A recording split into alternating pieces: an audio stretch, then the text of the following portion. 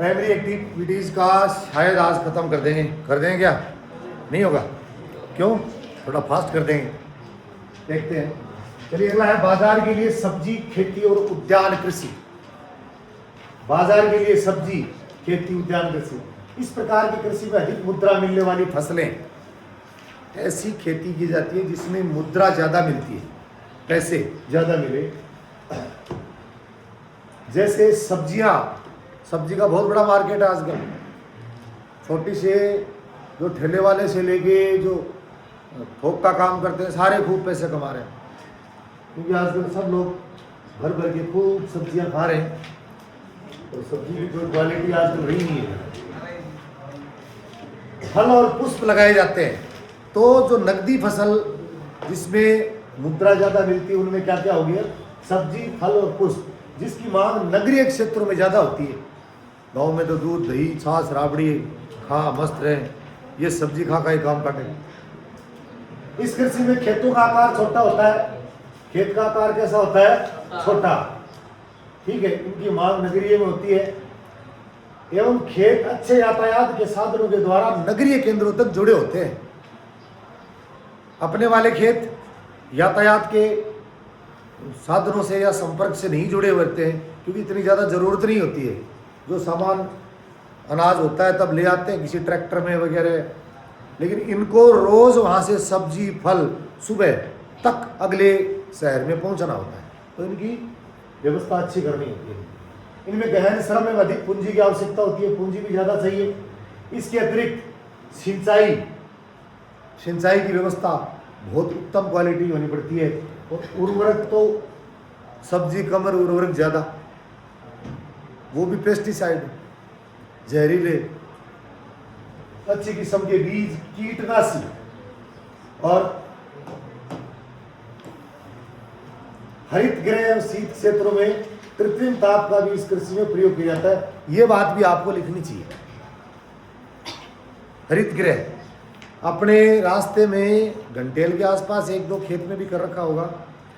हरित गृह वाली खेती जानते हो क्या होते हैं? ग्रीन हाउस इफेक्ट, जहाँ पर जो बहुत उच्च अक्षांश हैं, यूरेशिया, उत्तरी कनाडा, उस इलाके में जहाँ पर सब्जियाँ वगैरह की खेती नहीं होती थी, तो क्या करते थे लोग? पॉलीथीन में कवर करके थैली को और इलाके को, और उसके अंदर सब्जियाँ बोई जाती थी। क्योंकि पॉलीथीन का मतलब वो कांच, और ये पॉलीथीन होता है उसके अंदर बाहर की जो धूप आ जाती है वापस बाहर नहीं जाती। गाड़ी में देखा हो, गाड़ी बाहर खड़े कर देते हैं, अगर बाहर 40 डिग्री टेम्परेचर है तो गाड़ी के अंदर 80 डिग्री टेम्परेचर हो जाएगा, क्योंकि जितनी जो उसके अंदर वो ऊर्जा या धूप जितनी आती है बाहर नहीं जाती है वो हीट, तो उसमें उनमें वहाँ बहुत ज़्यादा ठंड होती है, -डिग्री टेम्परेचर में। तो उनके जो पॉलीथीन लगा देते हैं, जितनी गर्म धूप उसके अंदर आ जाती है, तो अंदर बाहर अगर -30 डिग्री टेम्परेचर है तो अंदर उनका टेम्परेचर भी वो 10 तक मेंटेन कर लेते हैं। तो वो एक घर बना देते हैं, किसका? सब्जी फल वगैरह इनका। और घर का रंग कैसा होता है? हरा घर होता है ना, और बाहर बिल्कुल सफ़ेद होता है। बाहर बर्फ़ पड़ी रहती है, सफ़ेद होता है। सफ़ेद बर्फ़ के अंदर, बीच के अंदर वो एक इस तरह का एरिया बनाते हैं, तो वो घर होता है पॉलीथीन से पैक, और उसका कलर होता है हरा, इसलिए इसका नाम पड़ा हरित गृह प्रभाव। तो हरित गृह प्रभाव शीत क्षेत्रों में कृत्रिम ताप का भी इस कृषि में उपयोग किया जाता है, ठीक है। इस प्रकार की कृषि उत्तरी पश्चिमी यूरोप वहीं करी जाएगी। कहाँ करी जाएगी? उत्तरी पश्चिमी यूरोप, ऐसा इलाका जहाँ पर -डिग्री टेम्परेचर रहता है, वहाँ करी जाएगी। संयुक्त राज्य अमेरिका के उत्तरी पूर्वी भाग में, संयुक्त राज्य अमेरिका, USA के मेक्सिको वाली साइड में जरूरत नहीं है, उधर तो उष्णकटिबंधीय क्षेत्र आता जाता है, टेम्परेचर उतना रहता नहीं है। ऊपर वाले इलाके में कनाडा और संयुक्त राज्य अमेरिका, USA का ऊपरी वाला हिस्सा, उसके अंदर इसकी जरूरत पड़ती है। जहां औद्योगिक क्षेत्रों में जनसंख्या घनत्व अधिक है, नीदरलैंड, ये चीज आपको प्रश्न के रूप में याद रखना है। नीदरलैंड्स पुष्प उत्पादन में विशिष्टीकरण रखता है। ऐसा कौन सा देश है जिसका पुष्प उत्पादन में विशेष स्थान है? नीदरलैंड्स। क्या नाम है? नीदरलैंड्स। यहां से बागवानी फसल विशेषतः ट्यूलिप एक प्रकार का फूल होता है, पूरे यूरोप के प्रमुख शहरों में भेजा जाता है। 3 चीजें होगी। ये पुष्प उत्पादन के अंदर जो विशेष स्थान रखता है उस देश का नाम क्या है? नीदरलैंड्स। और उस जो एक प्रकार का फूल है उसका नाम क्या है? ट्यूलिप। और कहाँ भेजा जाता है? पूरे यूरोप में। पूरे यूरोप में जिन प्रदेशों में कृषक केवल सब्जियां पैदा करता है वहां इसको ट्रक कृषि का नाम दिया जाता है। ट्रक कृषि का नाम क्यों देता है? ट्रकों से खेती करते हैं क्या? हाँ, इसका नाम वैसे आजकल है ना, एक नाम और कर देना चाहिए। क्या कर देना चाहिए? नीचे रखना।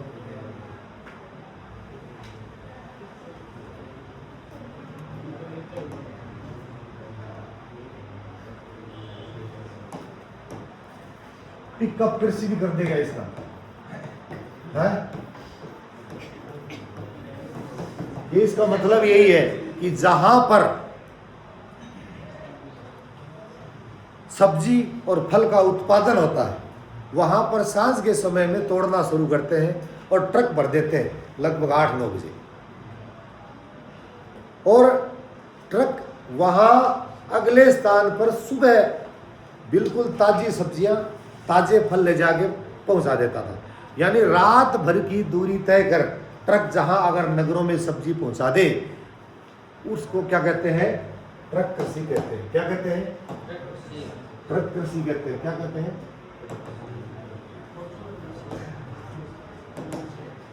क्या कहते हैं उसको?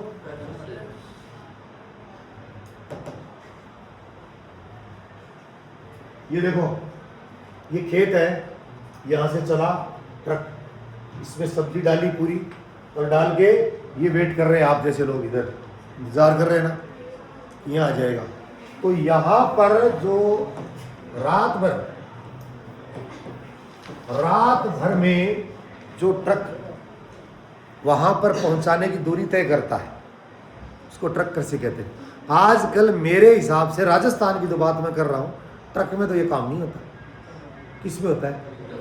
पिकअप पहुँच सुबह इधर जयपुर से अपने जो चूरू की जो सब्जी मंडी है ना उसके अंदर सुबह बहुत पिकअप आती है, उदयपुर वाटी से आती है, चौबू से आती है, इधर इलाके से आती है। तो आप इसमें रात भर का जो नाम है ना वो जरूर ले लेना, ठीक है? बैक स्ट्रिप में अपन जल्दी कर रहे थे, जब लेट नहीं कर रहे क्या? ट्रक कृषि का नाम दिया जाता है। ट्रक फार्म या बाजार के मध्य की दूरी जो एक रात भर में तय करता है उसी के आधार पर इसका नाम ट्रक कृषि रखा गया है। ट्रक है वो फार्म, खेत से बाजार के मध्य की दूरी जो ट्रक एक रात में दूरी तय करता है इसी के आधार पर उसका ट्रक कृषि है।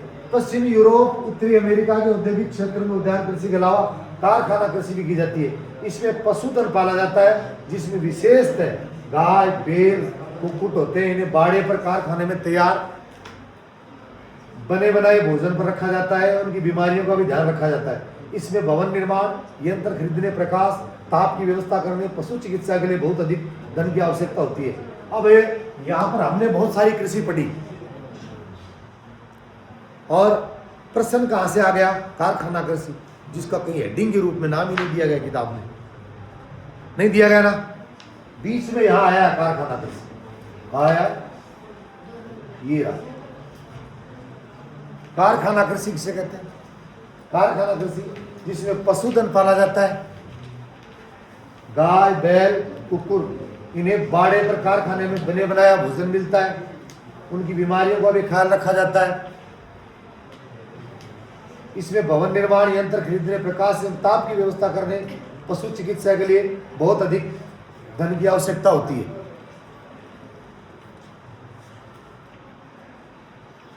इसमें विशेष उनकी बीमारियों का भी ध्यान रखा था। इसमें भवन निर्माण, यंत्र खरीदने, प्रकाश एवं ताप की व्यवस्था करने, पशु चिकित्सा के लिए बहुत ज्यादा इन चीजों की आवश्यकता होती है। अच्छी नस्ल का चुनाव,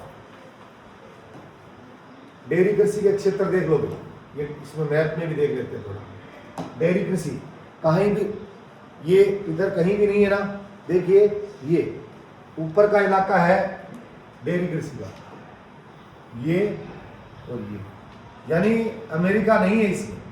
40 डिग्री से ऊपर है, 40 डिग्री से ऊपर ही है, और उसमें भी सारा इलाका नहीं है, यहाँ नहीं है, इस इलाके में नहीं है। ये यूरोप के ऊपर, उत्तरी यूरोप में है, और उत्तरी और पूर्वी कनाडा इसके अंदर है।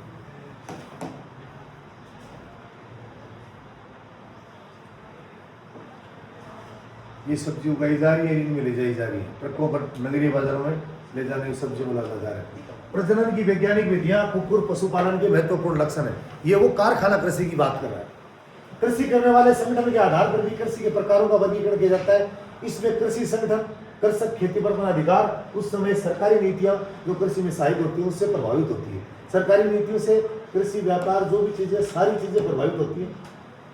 ठीक है, अब है सहकारी कृषि, एक आएगी सामूहिक कृषि। आप कंफ्यूज होगे उसमें, इसको थोड़ा सा ढंग से अच्छी तरह से देख लो पहले, ताकि कंफ्यूजन ना हो किसी प्रकार का। सहकारी कृषि कहते हैं जब कृषकों का एक समूह अपनी कृषि से अधिक लाभ कमाने के लिए स्वेच्छा से, अब आत्मा शामिल होगी, स्वेच्छा से जब कृषकों को एक समूह ज्यादा लाभ कमाने के लिए अपनी मर्जी से, अपनी इच्छा से एक सहकारी संस्था बनाकर कृषि कार्य करता है, उसे सहकारी कृषि कहते हैं। कृषकों का एक समूह, कृषकों का एक समूह है, ये कृषक है, इनका समूह है। इन्होंने सोचा ज्यादा लाभ कमाने के लिए अपनी मर्जी से एक समूह बना के और सहकारी संस्था बनाई और उस पर कृषि कार्य संपन्न करने की कोशिश करी, तो इसको क्या कहते हैं? क्या कहते हैं? सहकारी कृषि। इसमें व्यक्तिगत फार्म अक्षुण्ण रहते हुए सहकारी रूप में कृषि होती है। व्यक्तिगत फार्म है वो अक्षुण्ण रहते हैं, उस पर ज्यादा महत्व नहीं दिया जाता है, सहकार के आधार पर एक कार्य करता है। सहकारी संस्था कृषकों को सभी प्रकार की सहायता करती है।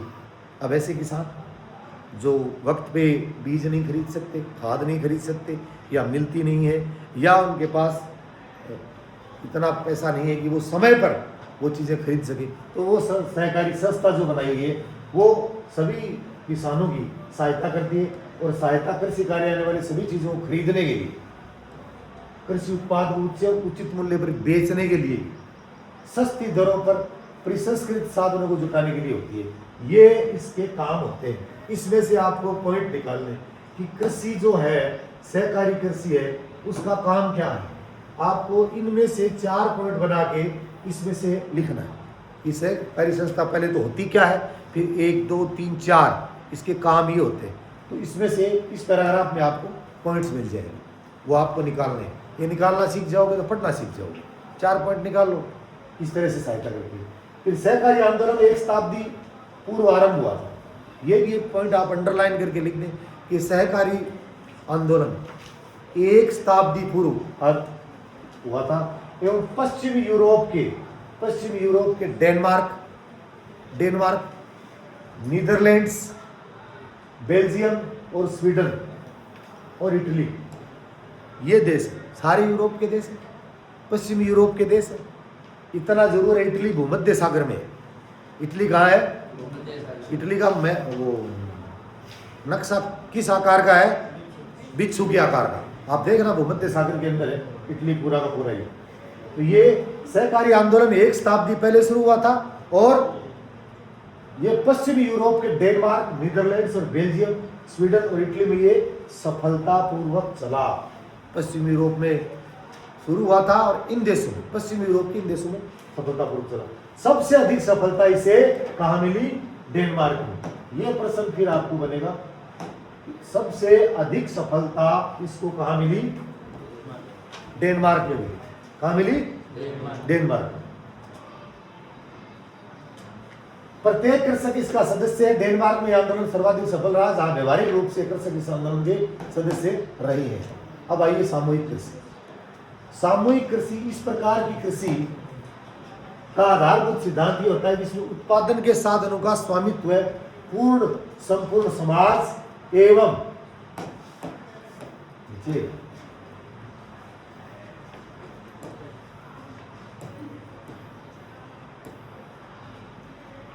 सामूहिक श्रम पर आधारित होता है।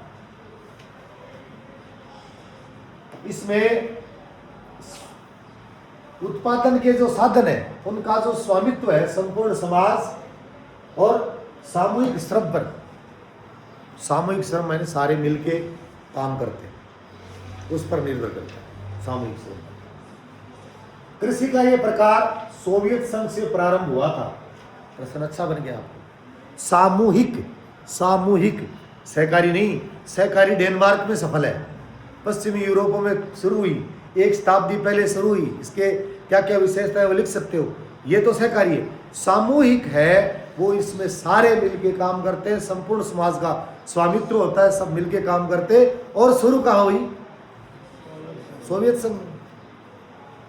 जहां इस कृषि की दशा सुधारने, उत्पादन में वृद्धि, आत्मनिर्भरता प्राप्त करने के लिए सामूहिक कृषि की गई। इस प्रकार की कृषि को क्या कहते हैं? इस प्रकार की कृषि को क्या कहते हैं? खुद किताब वाले ने अंडरलाइन हाईलाइट कर रखा है, तो आपको ये हाईलाइट करके ये कहना चाहता है कि इसको आप याद रखना, इसको आप अपने दिमाग में रखना। इस पर कोई क्वेश्चन बन सकता है। नाम दिया है, सभी कृषक अपने संसाधन जैसे भूमि, पशुधन, श्रम को मिलाकर कृषि कार्य करते थे। इसमें सारे कृषक क्या करते थे? अपना जितने भी संसाधन है, अपने जितने भी संसाधन है। अब ये पूछ लिया जाए आपसे कि कृषकों के संसाधन क्या है, तो भूमि, पशुधन और श्रम, इन सब को सब मिलकर काम में कर लेते थे। अपनी दैनिक आवश्यकताओं की पूर्ति के लिए भूमि का एक छोटा सा भाग अपने अधिकार में रखते थे। अब बात यह रही कि अगर मिलकर काम करते हैं तो उनकी दैनिक आवश्यकताओं की पूर्ति कैसे होती है? तो दैनिक आवश्यकताओं की पूर्ति ऐसी होती है, मान लीजिए उनका इतना बड़ा खेत है ना, तो इसमें से ये क्या करेंगे? इसमें से ये क्या करेंगे? इतना बड़ा हिस्सा तो रख लेंगे अपनी दैनिक आवश्यकताओं की पूर्ति के लिए, और बाकी सारा है ना, ये सामूहिक दूसरे के साथ मिला के खेती करेंगे। सबका स्वामित्व होगा, सब मिलके काम करेंगे, और उम्मीद ये करते हैं कि इससे कोई उत्पादन ज़्यादा होगा। तो ये इस प्रकार की कृषि का नाम क्या है? सामूहिक। कहाँ शुरू हुई? इसका सोवियत संघ में इसको क्या कहते हैं? कोलखोज कहते हैं। इसके अलावा भी यहाँ पे क्यों नहीं जा रहा है? इसके अलावा भी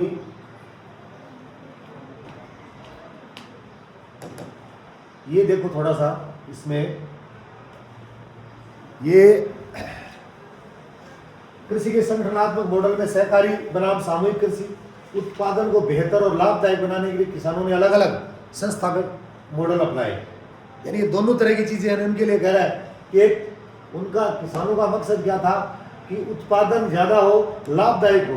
किसानों ने अलग अलग संस्थागत मॉडल है बनाए। एक तो सहकारी, जिसको कहते हैं कोऑपरेटिव। इसमें किसान, रेड लाइन से हाईलाइट कर रखा है, किसान अपनी इच्छा से अपनी जमीन का अधिकार रखते हुए, जमीन तो उसकी रहेगी लेकिन संस्था बनाते हैं और उस संस्था के अनुसार काम करते हैं।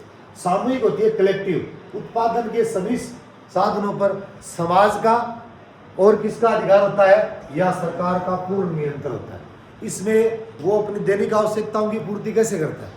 उसके लिए एक छोटा टुकड़ा अपने स्वयं की निजी खेती करने के लिए रखता है। अब यहाँ देखिए स्वामित्व है, ऑनरशिप। सहकारी में किसानों का स्वैच्छिक अधिकार है, सामूहिक में समाज और सरकार का नियंत्रण है।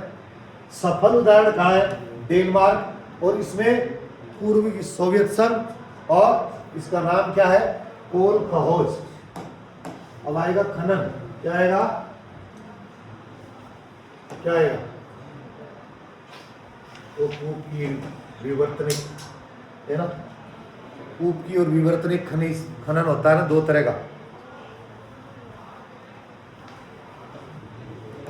खनन भी मानव ने जब जब प्राथमिक क्रियाओं से थोड़ा सा आगे निकला है तो खनन का कार्य किया है।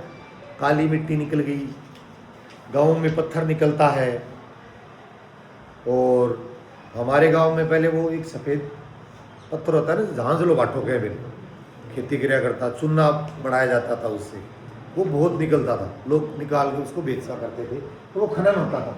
लेकिन खनन अंडरग्राउंड भी होता है, ऊपर धरातल भी होता है, दोनों तरह का होता है। तो मानव के इतिहास में खनिज की खोज कई अवस्थाओं में देखी जाती है, जैसे और एक बात और है, मानव द्वारा सबसे पहली ज्ञात धातु कौन सी है? तांबा। क्या है? तांबा। ताम्र युग, कांस्य युग और लौह युग, ये चीज आप पढ़ोगे इतिहास में। इतिहास के अंदर आपको ये चीजें बताई जाएगी कि ताम्र युग कौन सा है, कांस्य युगीन सभ्यता कौन सी है, और क्या है, लौह युगीन संस्था कौन सी है। इनका पूरा इतिहास आपको बताया जाएगा, किस तरह से हिस्ट्री भी पढ़ना। इसका वास्तविक विकास औद्योगिक क्रांति के पश्चात ही संभव हुआ एवं निरंतर इसका, अब पहले तो लोग अपने हिसाब से खनन किया करते थे, औद्योगिक क्रांति के बाद इनका दूसरी तरीके से होने लगा। एक बार इसको रोक देते हैं, अगले पीरियड में फिर ये पढ़ेंगे या फिर इसको खत्म कर देते हैं। नेक्स्ट।